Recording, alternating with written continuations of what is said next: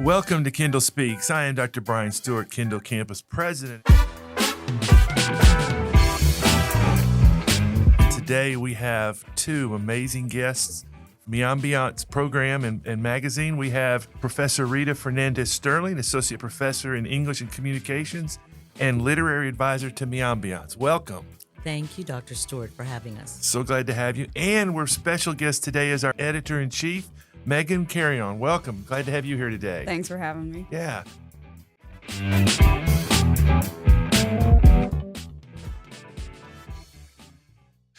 Let's start with a little background. Megan, let's start with you. Tell us a little bit about your background and sort of your journey to Miami-Dade College. Well, it's really funny, actually. If you look at my transcripts, I have been a student since 2005 because my mom signed me up for swimming lessons. So every time I'd go get my transcript looked at, they'd be like, 2005, but you're not. What's going on here? So I've been a part of the Miami-Dade College family since I was literally, 6 years old. I've done the swimming lessons. I've done the tennis lessons. And then when I graduated high school, I transitioned to doing my associates here. So I've been here forever and have enjoyed all of it. I'm sad to have transitioned to FIU already, but, I've been here forever, And what is your major at FIU? Talk Early- about your career plans, if you will. So I actually got my associates here in early childhood education, and then I went to work. I worked for about 5 years, and then the pandemics happened, so stuff got a little dicey. I transitioned jobs into being a nanny instead of a teacher, just because it was more convenient to go back to school. And now I'm finishing up my bachelor's in early childhood education. All right, we appreciate your leadership here, and we'll talk a little more about everything you've done. Professor Fernandez-Sterling, talk a little bit about your journey here at Miami-Dade College. I know you are a very respected faculty member and well visible all over the campus. So talk about your time to get to Kendall Campus. Well, my background did not begin in education.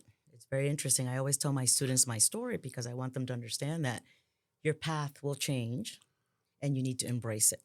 So I started off pursuing journalism at Miami-Dade College a long time ago. Will not mention that. And, I did it for about a year. I did my prerequisites, and then I was like, I don't know about this. And so I was always into fashion and modeling and things like that. So I decided to pursue a fashion design and merchandise, right, degree, which is my first degree. And then the transition from that to get a bachelor's was in communications, which here we go back to kind of journalism, right? And so I did that for a very long time. I was in retail, management. It was a lot of work. And then there was a change. I moved to Port St. Lucie, and I was like, well, do I want to continue doing retail? Do I want to pursue something new? And somebody suggested, you can substitute teach. And I'm like, let's try that, right? And I loved it. I really enjoyed the whole teaching. I liked the high school level better. And so eventually we moved back. And I'm like, you know what? I want to continue the pursuit of education. And so I went back to school. I ended up at Miami-Dade College in the GED lab as a tutor. Oh, wow. For reading and writing. And then after I got my degree, my master's, I became a faculty in college prep, good old college prep. And eventually college prep, of course, was dismantled. And so I had my degree in English, right? And so I transferred into the English department, English and Communications. And here I have been since, 2014 is when we did the transition. 11 years. 11 years. Excellent. And so I worked very closely with one of the advisors, the former advisors, Marta Magellan, and other things, arts and letters and other things around campus. And so she started bringing me in and mentoring me for the magazine. And so when she retired, she handed over her baby to me. And she says, you will take care of this. And I brought Tony in as well to be the art part of the literary arts. And here we are. What a wonderful choice. Making his history. ability with photography is amazing. Absolutely. Talk a little bit about the magazine before we get into other questions. Just give a little history to our audience about, how it got here, how it was created, how long it's been here. When I was at the medical campus, I was always jealous of our other campuses, and especially your magazine. So coming here, I was really excited to finally be a part of a magazine. And we glad you are. Oh, thank you. So Miambiance is now in its 35th year. So we're talking about 98, I believe.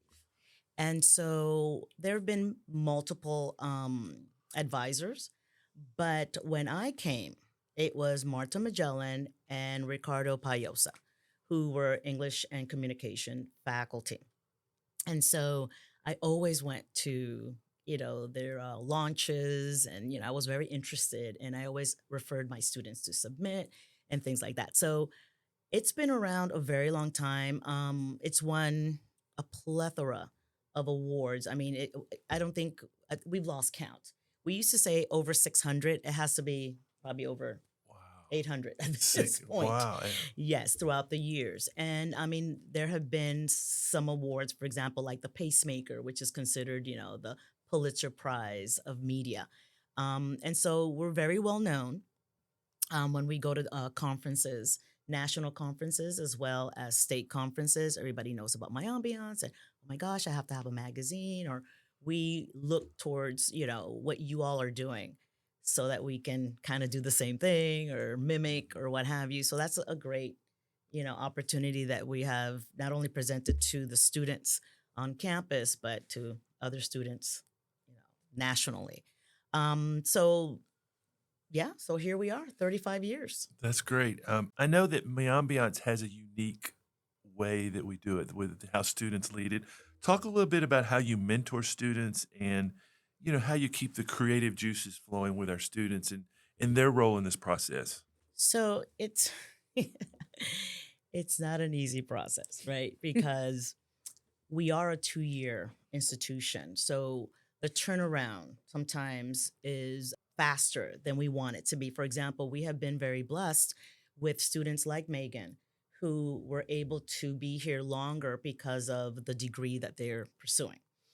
We also had that with Gabby, who was editor in chief for 30, but she had been with the staff before that as an editor, right? And so we try, the way I mentor the students, I mean, I treat Miambiance like Tony and I treat Miambiance like a business. So, for example, they call us by our first names, Rita and Tony. My other students do not call me Rita. Oh, okay. Yeah. So, because it's like we're trying to build something, we're doing this together. We're teaching you the tools for your futures. It doesn't matter what it is that you're pursuing, but all the things that you're learning as an editor, in whatever capacity, especially editor in chief. These are skills that you're learning for your future jobs, careers. And so I instill business, passion. You have to have a passion for what you do. This is not, oh, I'm going to class, I have nothing else to do, and, I'm going to get some credits and, whatever. No, this is important, and you need to make it part of your life, because what we produce here, again, award winning, takes passion. Right. Right. And so another thing is ownership. You have to own this. This is something that you all are producing. And so you have to own it and say, we did this. And you should be proud of it. So that's another thing that I try to instill. And the fact that the magazine is a work of art within itself, you are putting pieces together from students, the very talented students that we have at Kendall Campus. And so you're piecing it together and creating a larger piece of art. And everyone's going to see this. And it's a huge deal. And also the element of surprise. One of the things that Tony and I have been very diligent about is that every magazine should be different. We don't want it to be, oh yeah, that's Miambiance. No, we want to say, oh, is that Miambiance?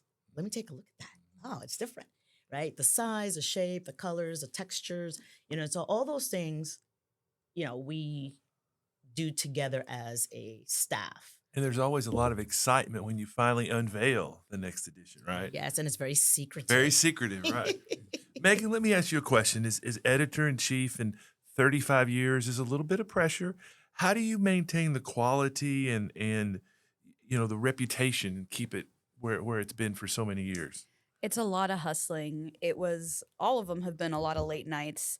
And especially like when I was editor in chief, each time, well, the first time I started as executive editor and then I transitioned to editor in chief. But within all the 3 years and all the three magazines that I've made, I am very frank with my staff members. And I refer to them as staff members because, like, at that rate, they're really not like, classmates. Like, we're working together on something, like Rita said. And I really wanted them to understand the professionalism of it. Like, I think when we did 33, I even, we put together a quiz for them to do with all the facts about my ambiance so that when we table and we tell people about my ambiance, they know exactly what to say because that's the sort of level of professionalism that we really want from our staff members. And then we also show them all our awards, all the other magazines we've had. We tell them about how when we go to competitions, like Rita was saying, people approach us and they're like, "Oh, you guys did this." So, even though they might not have heard of my ambiance before joining the class, or they don't really understand the scope of it, we really sit there and we go, "Listen, we've got a million bajillion awards, and we're making a piece of art here." And I say that every time someone hands me a microphone, it's Yeah, art, and we want that to elevate helps you it. pass down that history too. And Mhm. both of you mentioned art twice now. I think that is true. This is very, very good art. Let's talk a little bit about some of the features and the diverse perspectives in Miambiance. How do we encourage those different perspectives? And this to either of you that want to jump in. How do we encourage our students to be creative and that kind of thing? We don't have a theme from the beginning. And we believe that it's important that students submit whatever it is that they've created. And then we figure out if there's a theme.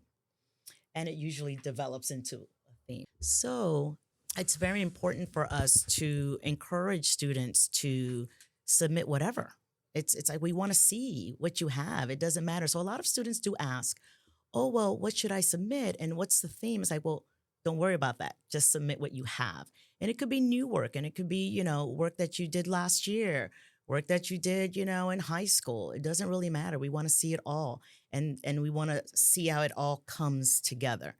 So we do encourage diversity because that's our campus, right? But one of the things that, we are sure to instill in the students is like, get the word out, tell your friends, because again, I think Megan mentioned that a lot of people aren't familiar with who we are.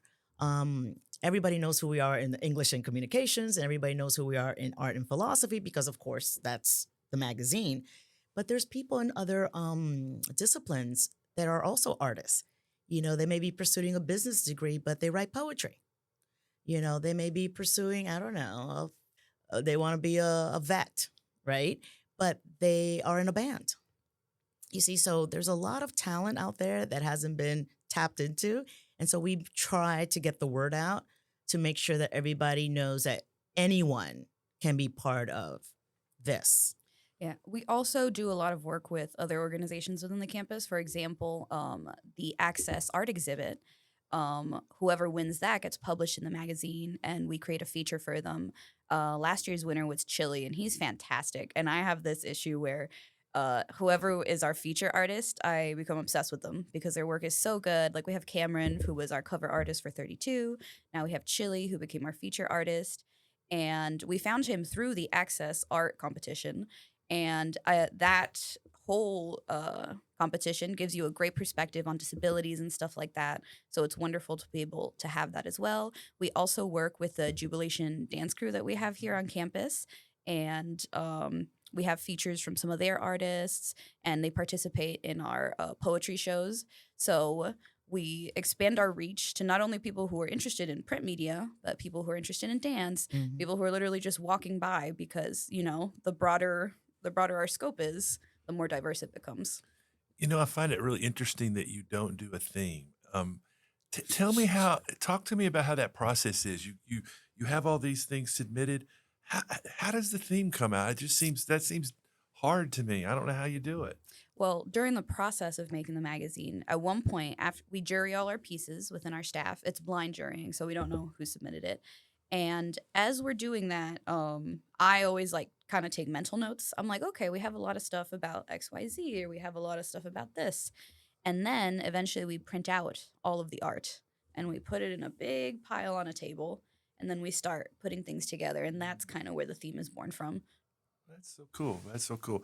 Rita, talk a little bit about some of the success stories of our students and how the opportunity to participate in this magazine has kind of shaped them when they leave the campus. Well, I have a few students in mind. The editor in chief for volume 27, which was Tony and my first magazine, um, Valentina Tezanov, right? And she had been part of the magazine before we came on. And so she wanted to be the editor in chief, and she was fantastic. And so when she graduated, actually, she went into marketing um, because of her experience with Miambiance. And we also have Hannah Watts, who was the editor in chief for Volume 29, the magazine that won our first Pinnacle Award.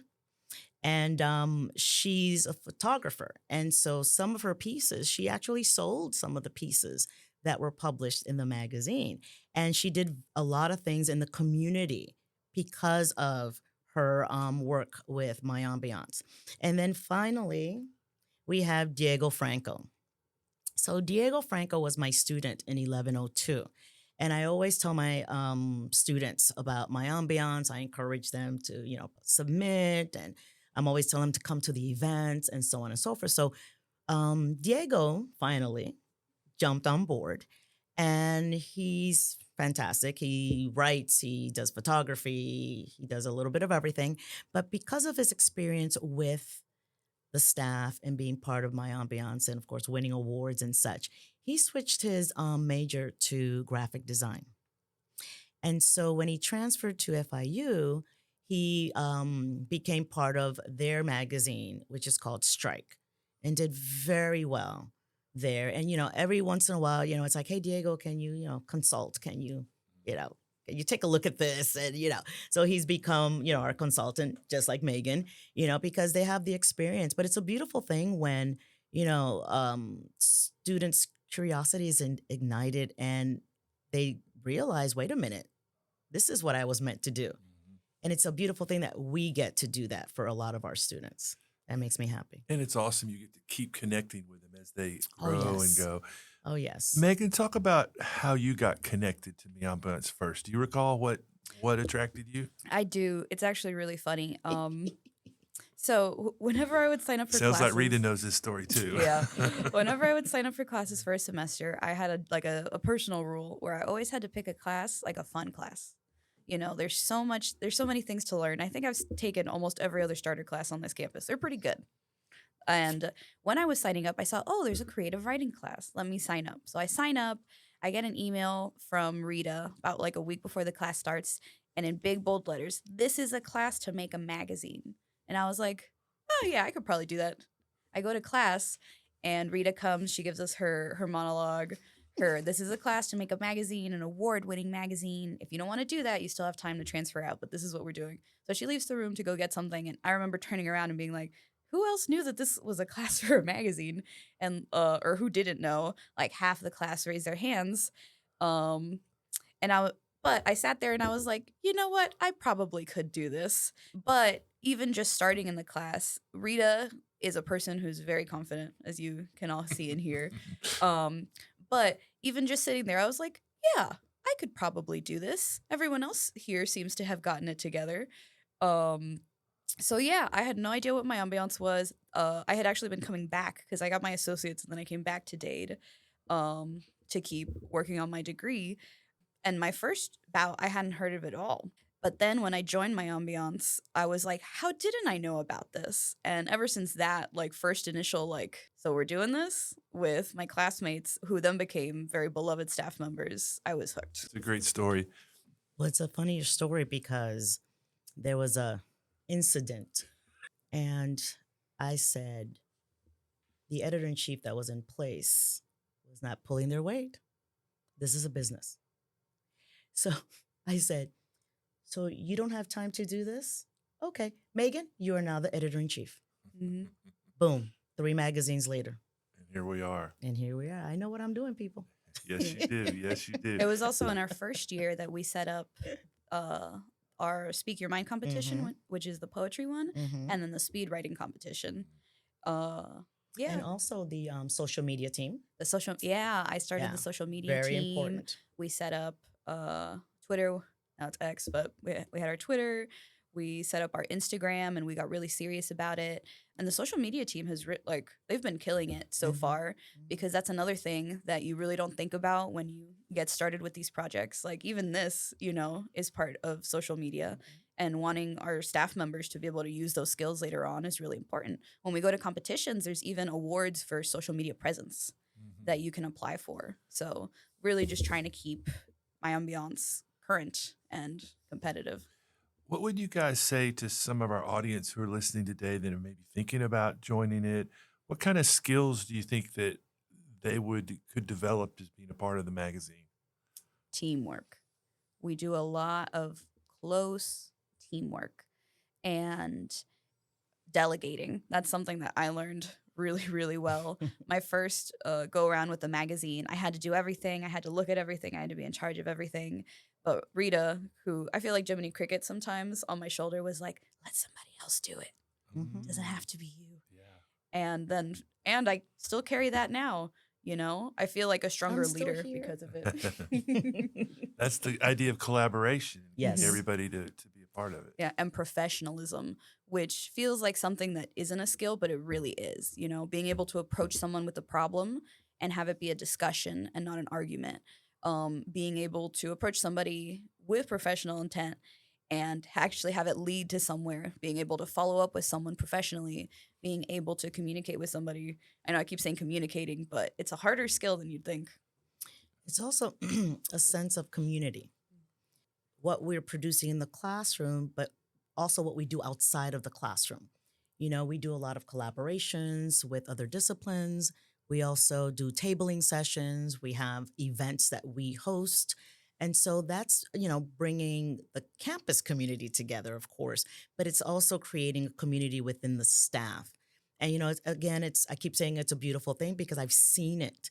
And a lot of our staff members, they become friends. They do things outside of the class and after they graduate. And I'm like, oh my gosh, that's what it's all about. That is what it's all about. So it's important what we do. It really is. And I'm so glad that Tony and I have been able to do it for so long. What are each of your favorite parts of the process in contributing to Miambiance? And I know that may be a tough question because there's brainstorming an idea and working with students, Rita, in your case. But what are each of your favorite parts of the magazine? I've got like two favorite parts. I like right in the beginning when we're still collecting pieces, because it's so interesting because, every week we get a group of emails that we start going through of submissions and stuff. Really and truly, the Kendall Campus is killing it. There are some amazing pieces that come from here. And then also when we do our competitions, I find that portion to be incredibly fun because that's when we meet the most students, that's when we get to communicate with the most people, and we really see what the campus has to offer.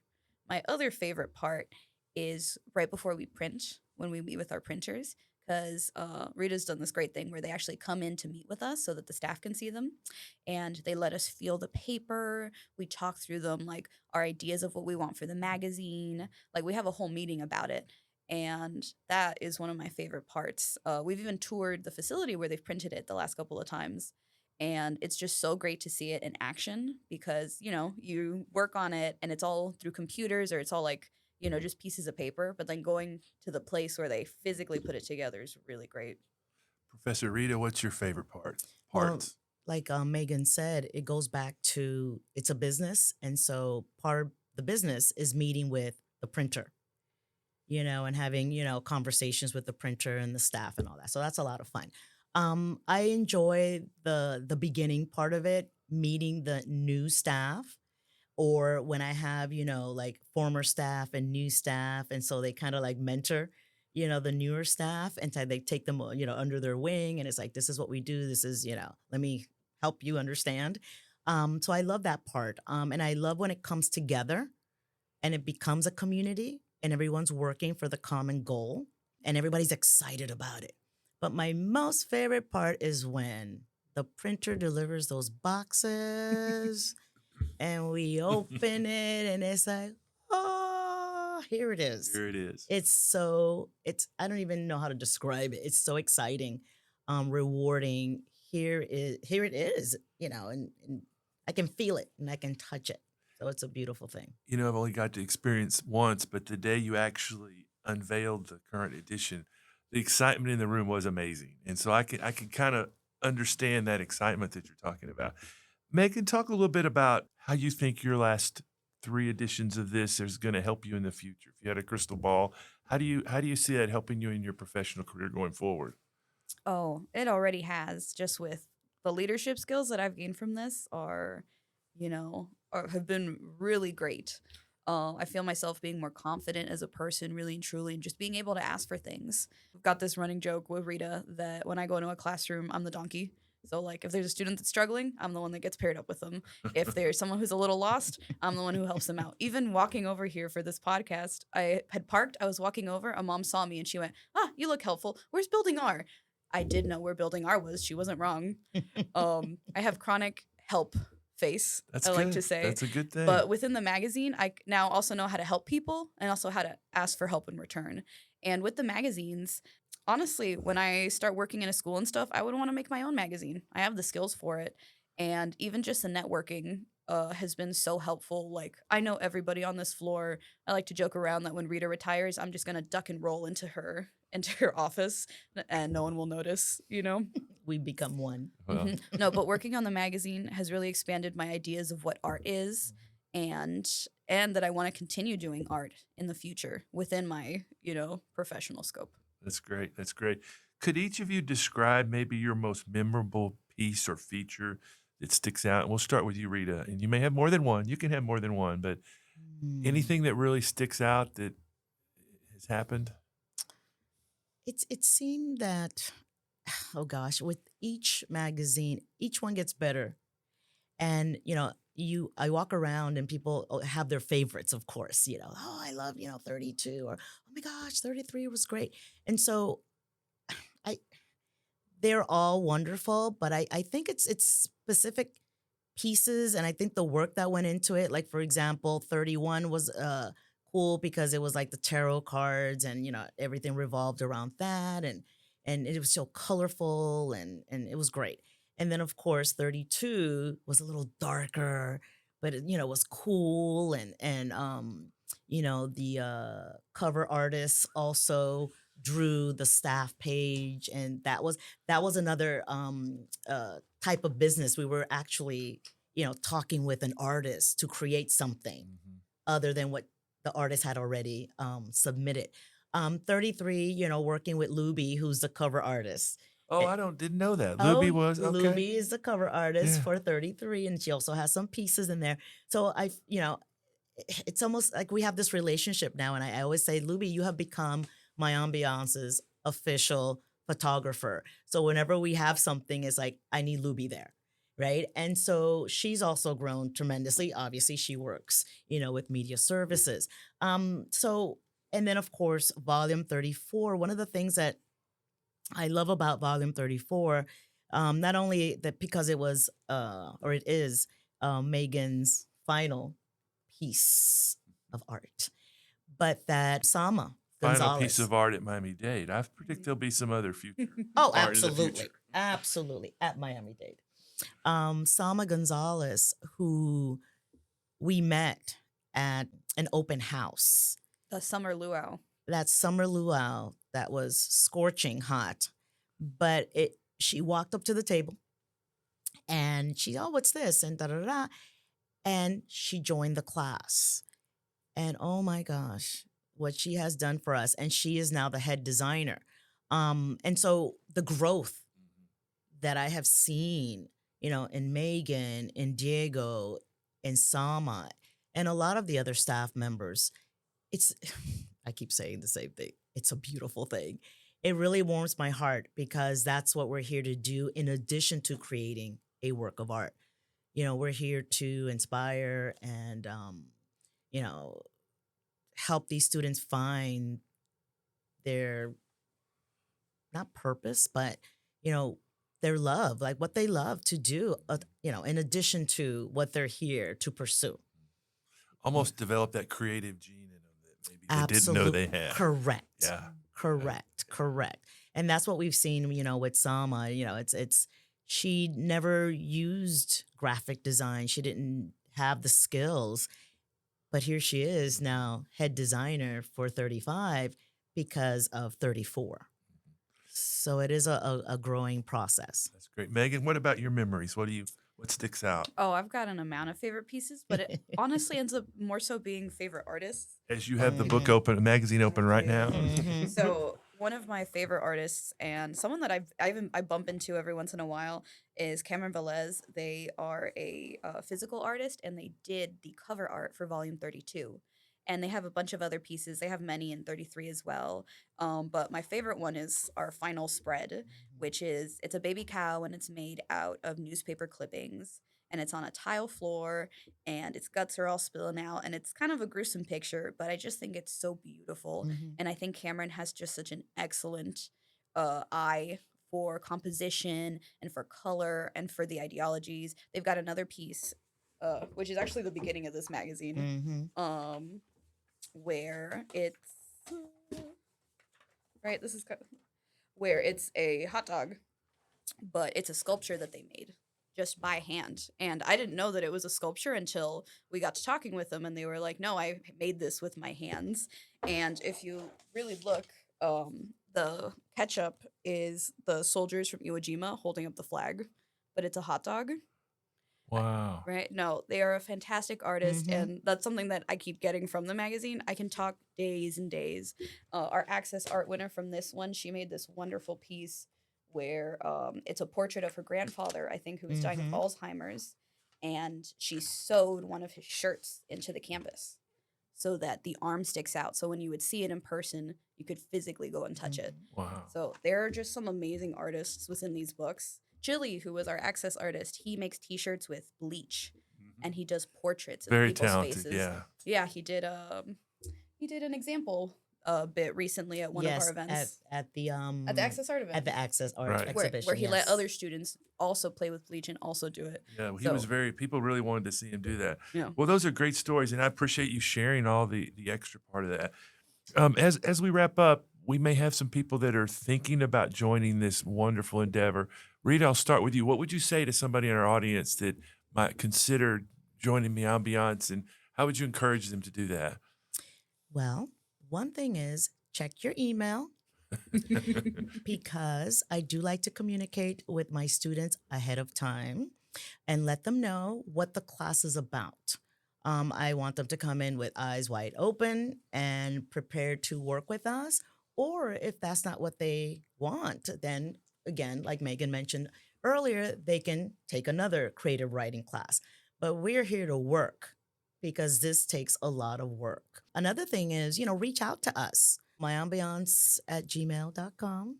If you have any questions, anything specific that you want to know about what we do and who we are, because we are also a student organization. Student Life has been a huge supporter as well. So I think that's what it is. It's find out if this is what you want to do. Know that it is a lot of work. As was mentioned earlier, there's late nights. We work through the weekend sometimes, especially when there's deadlines. And I know that, our students have a lot of responsibilities. They're taking classes, they work, they have family responsibilities. So we want to make sure that you are prepared to give your all to this because that's what it takes to create an award-winning magazine. Very well said. Megan, what would you say to her? Oh, just do it. Just get in there. There's a lot of fear, especially, which is something we notice amongst artists specifically, where they don't want to share. They're like, what if my work isn't good enough? What if I can't do this? Just do it. Mhm. The only way is through.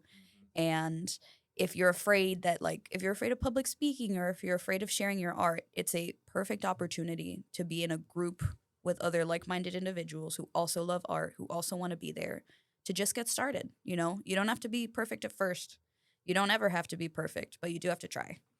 I think that's what's great about the college experience is that's what Mhm. you're supposed to do, Correct. You're supposed to do that kind of experience.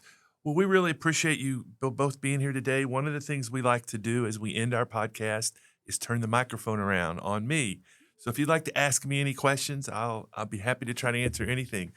Professor Rita, tell me. I have a question. So, I know we've talked about the magazine from day one. And, but I want everyone to know, what was your first impression when you picked up volume 33, because 34 wasn't launched yet? And I remember I saw you at an event and you said that you were going to read it cover to cover over the weekend. And of course, you gave me feedback. But what was your first impression when you saw it? Which is, when people see it, I want to know, what did you feel when you saw it? Well, first of all, the visual of it was just incredible. And I actually did read it. One of the things my wife and I do almost every weekend is go to the beach. And so we Nice. have our little umbrella and our music and our chairs, zero gravity chairs. And I sat there and read it on the beach. And it was just the most peaceful thing to have the water there. Mm. And it was just an amazing read. And I kept thinking about these students and their stories and how creative they were. And it actually, one of the reasons we have this podcast, our executive producer here, Paul Klein, who may want to jump on the microphone here. I was in here touring the campus and we were talking about what could we do to show what a great campus and unique place the Kendall Campus was. And I remember seeing this magazine when I first got here thinking, that is an example of what a podcast should be about, showing off what our students and what our faculty are doing. And Paul, you get a lot of credit for that because I know you remember that conversation. I remember it very well, actually. It was one of those things where I was sitting here and I was like, I should say something. Should I say something? Because you were trying to get Mike to do his podcast. And I was like, is it rude if I say something? And then I was like, all right, I'm saying it. And like your eyes kind of lit up once I said it. And it's like, here we are. It's a great journey. It is. It is. It's that aha experience, Rita, we experience. And when I teach math, I can see it when they actually get it. And that's exactly what it was. Yeah. And so I'm again, as I said earlier, I'm so excited to be at the Kendall Campus. There are many things I've been jealous of. I love the medical campus, but our honors students, this magazine, there's so many amazing things that now to be a part of the Kendall Campus, I smile every time I walk on this place. Well, the question I had was, is there anything you want artistic students to know on this campus about how you feel about art specifically, or what you think of, just your thoughts on it? That's a great question. I believe it was our last podcast. We had our vocal team here, and we went through the whole interview. And at the very end, they asked me a similar question. And I obviously have an athletic background and a math background, but what they asked me, what is something that people don't know about you? And one of the things that I love to do is to go to New York. My daughter played college volleyball there, and I bet I've seen 40 or 50 plays on Broadway. And so I love the creative aspect of this campus. I love the music, so much talent. And that's one of the things, if I had my crystal ball, that I'd like to make sure in the next 5 years that we continue to grow as a campus, because I don't think people realize the talent in the fine arts and all those things here. So those are the things that really make me happy about being here, I guess, if that makes sense. Absolutely. Yeah. Well, I want to thank you both, Professor Rita. Thank you for your leadership in this magazine. Thank you for being here. Megan, thank you for your time here at the Kendall Campus. And I don't think this will be the last we've seen of you. I want to thank Christina Sines, our head writer, Elena standing in today with us, Paul Klein, our executive producer and producer today. Thank you all for being here, and goodbye for now.